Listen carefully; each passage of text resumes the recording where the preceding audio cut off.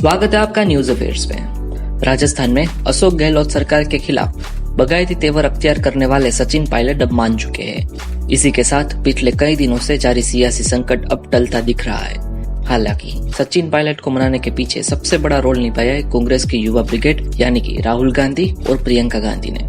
दोनों दिग्गजों ने की पहल पर ही सचिन पायलट एक बार फिर से गिले शिकवे भुलाकर लौट आए हैं। खुद पायलट ने कहा है कि पार्टी हमें पद देती है तो वापस भी ले सकती है।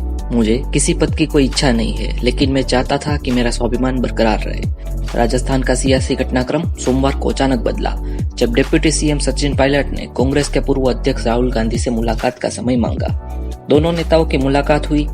राहुल और प्रियंका गांधी से मुलाकात पर सचिन पायलट ने कहा कि मैंने अपनी बात बेबाकी के साथ रखी।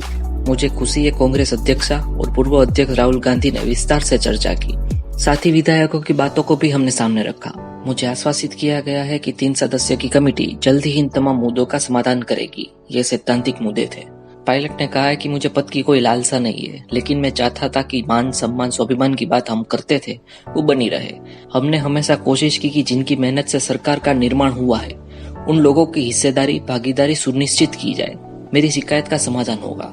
गौरतलब है कि राजस्थान में मचे सियासी घमासान में राहुल और प्रियंका गांधी की डायरेक्ट एंट्री हो गई है। सोमवार रात सचिन पायलट अपने समर्थक विधायकों को लेकर राहुल गांधी के दफ्तर पहुंचे।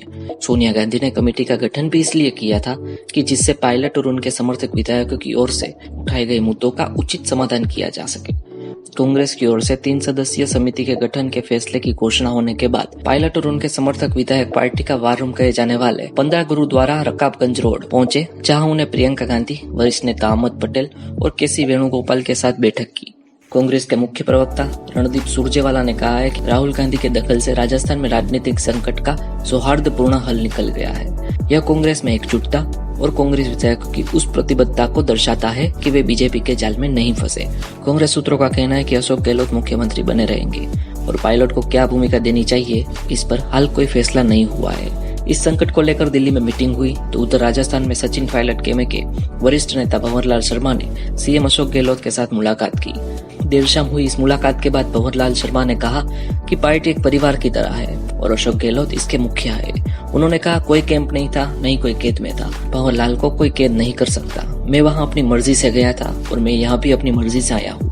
भंवरलाल ने सीएम मुलाकात के बाद कहा मैं उनसे मिला। पार्टी एक परिवार की तरह है और अशोक गहलोत उसके मुखिया है। अगर परिवार में कोई नाराज होता है तो वो खाना खाना बंद कर देता है। इसलिए मैंने 1 महीने के लिए अपनी नाखुशी जाहिर की। अब किसी भी तरह की कोई नाराजगी नहीं है। पार्टी लोगों से किए गए सभी वादे पूरे करेगी। दोस्तों, ऐसी ही रोचक खबरें पाने के लिए हमारे चैनल को सब्सक्राइब कीजिए और इस वीडियो को लाइक और शेयर अवश्य कीजिए।